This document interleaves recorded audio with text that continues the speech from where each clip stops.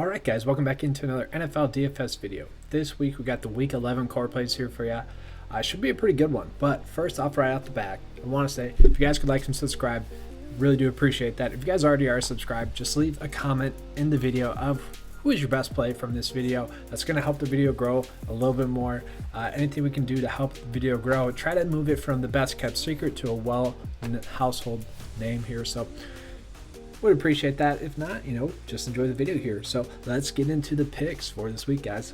All right, guys, so we're going to start off here at the quarterback spot. At the quarterback spot, it's a little bit better than last week. Last week, it was like really you're either paying up for Kyler Murray, paying down for Jared Goff, or really just trying to get lucky with one of the value plays. Jared Goff actually didn't score a touchdown because they all went to the running backs last week, which was kind of unfortunate, but this week, it's a little bit easier because we kind of know where to go already. So if Jameis Winston is going to be the starter against the Atlanta Falcons, which it seems like he is, I absolutely love that. This is a plus match going against the Falcons. He's priced at 5.9. Yes, he's probably going to be a little bit more controlled than he was at Tampa Bay. He's not going to let it fly as much, but I actually really like him at this price point. I could see him easily going for 20 DK points, given the matchup, given the weapons, and how Sean Payton likes to just use the offensive weapons. They're always able to go out and score. So yeah, Jameis Winston at that price point, I do like a decent amount, but it still is somewhat risky. There is that inherent fact with it. And then the real one that we, I don't know if we can afford to not pay up for Big Ben going against the Jacksonville Jaguars, who have just been absolutely torched recently against the pass. Big Ben's been throwing the ball a lot recently as well. 49, 32, 42, and 46 passing attempts for a quarterback. I really do want to look for at least 40 passing attempts per game. Given the matchup, given how consistent Big Ben has been, I really do like him. He's going to be the quarterback that I want to pay up for the most on this slate so far. Right now, he's actually going to be my core play quarterback on this slate as well. All right, guys, so let's go ahead and we'll move on to running back here. All right, so getting to the running backs, Alvin Kamara going against Atlanta Falcons. Yes, he should get used a ton. He just should. Yes, we're paying up a ton for him, but if he scores 30 DK points in this one, which he easily could. The Falcons have been getting destroyed pretty much any which way, and I expect Alvin Kamara to have a good game on the ground and also a good game in the passing game as well. So I actually do like Alvin Kamara a decent amount this week. Then after Alvin Kamara, we're actually going to get into DeAndre Swift, who is finally used as a workhorse running back for the Detroit Lions. It's about time. The guy has looked good on film for about a month now, and it was great to finally see him get over 21 opportunities in a game against the Washington Redskins, who actually are a pretty decent defense. So he's going to be going against the Carolina Panthers, who we've just seen get torched against any running back, really. So DeAndre Swift at 6.4 does make a ton of sense. He's a guy that was putting up double-digit fantasy points on limited touches. I mean, guys, 15.2, 30.3, 14.8, and then a dud in there against the Colts, who are a good defense, and then 12.7 and 25.9. DeAndre Swift, I absolutely love this week. He's going to be a core play for me this week. And I do want to mention Salvon Ahmed here. So he looked really good on film. Now, yes, at the end of the game, he did sort of struggle a little bit. There weren't as many holes available for him, but that was kind of predictable with the game, how it was. They were the Chargers were selling out to stop the run, and they were able to do that. But he looked really good, especially in the first half.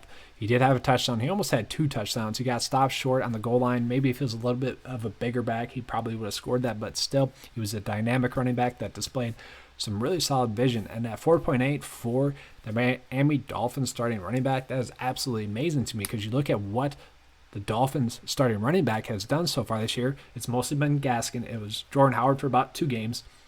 They've been averaging 13.5 DK points per game. So, Ahmed there, who had a 16 DK point week last week as his first start for the Miami Dolphins as their RB1. I like him a ton here going against the Denver Broncos, who, yes, the Denver Broncos throughout the year have been a solid defense, but lately they've been giving up a little bit more to opposing running backs, and the Miami Dolphins have done a great job of having holes for a running back to run through. So Ahmed here at this price point, that's just something I really don't think I can pass up on this week, especially at the start of the week where we don't have as many quality plays out there. Then the last one I do want to touch on is actually going to be Damian Harris. Yes, he is kind of priced up a little bit for a guy that hasn't been getting the touchdowns. If he was getting some goal line carries or some red zone touches, he'd probably be a top 10 running back in the league so far for like season-long leagues, at least when he started. I mean, if you throw in a touchdown here or throw in a touchdown there, he's having some good weeks. And last week against the Baltimore Ravens, it really wasn't that good of a week, and he was still able to dominate. Looked good against the Jets. He was probably going to get, probably a 100-yard game there if he didn't get injured. Had a 100-yard game against the Buffalo Bills. He should be their offensive identity here. Going against the Houston Texans, who have been pretty much the worst team against the rush, giving up the most yards per carry. I really like Damian Harris there. He should be the focal point of that offense this week. And, I think we worried about his upside because the touchdowns aren't there, but I really do think he could go off and have a massive week. He's going to be probably lower owned because he doesn't have that touchdown upside, which makes me like him a little bit more this week. Then we're going to move on into the receivers here. So the receivers are pretty simple for me. I actually still really do like Keenan Allen there. If you guys can afford to pay up for him, I definitely think that you guys should go out and do that. After that, I'm really not going to mess with the top end too much just yet on the slate. I will go with Amari Cooper. So Andy Dalton should be back, which should force some more targets to Amari Cooper's way, but really don't get the price point for him. Yes, he's had 2 duds in there, 4.1 and 1.5 DK points, but Philly's not a horrible defense, and neither are the Giants there. So Cooper with Andy Dalton back, the targets should continue to be there for him. He's been a target monster this whole year. To get him at 5.4 when we're probably looking at a floor of 13 DK points or so with the upside of realistically like 25, maybe 30 DK points. I absolutely love Amari Cooper at this price point. For me, he's going to be too tough not to play at that price point. Then we're going to talk about Brandon Cooks. So Brandon Cooks, guys, look at the targets here. 8, 9, 9, 9, 12. That's all since, Bill O'Brien was fired. He has been a target hog, and he was still able to have a pretty good week last week in that monsoon of a rainy game against the Cleveland Browns. Going against the New England Patriots this week, their defense isn't that good. Brandon Cooks should get a bunch of targets here in this one again, and I just like him a ton at 5.2. I'm definitely looking at a more fair and balanced approach this week at the receiver spot, which makes me want to go back to the well with Jacoby Myers for the 3rd straight week here.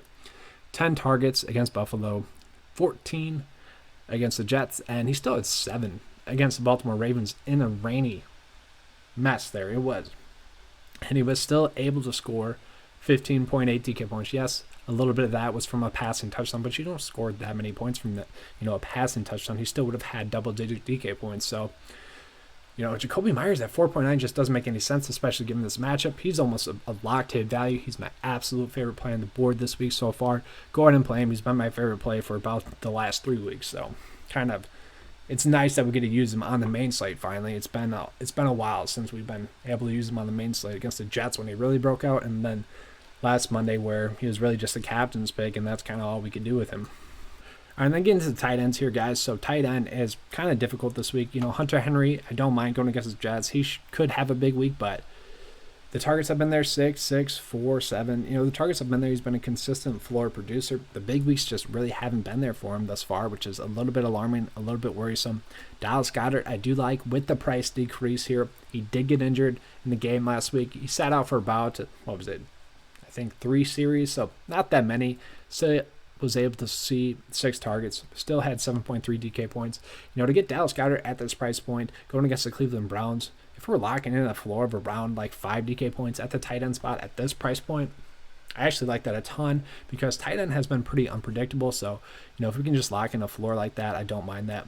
Now, I do want to mention Logan Thomas. The guy has been seeing a healthy amount of targets, over 10 DK points, 3 of the last 4 weeks. The only time he didn't score 10 DK points was against the Giants, where he still was able to see 6 targets. Alex Smith likes to throw a lot of short routes. We know that. So Logan Thomas at 3.3, that's very appealing as well. Those are going to be my 2 go-to plays this week at the tight end spot. Defensively, I don't have a good feel for it just yet. We'll figure that out. Maybe go with the Cincinnati Bengals against the Redskins, but I still against the Washington football team. Sorry.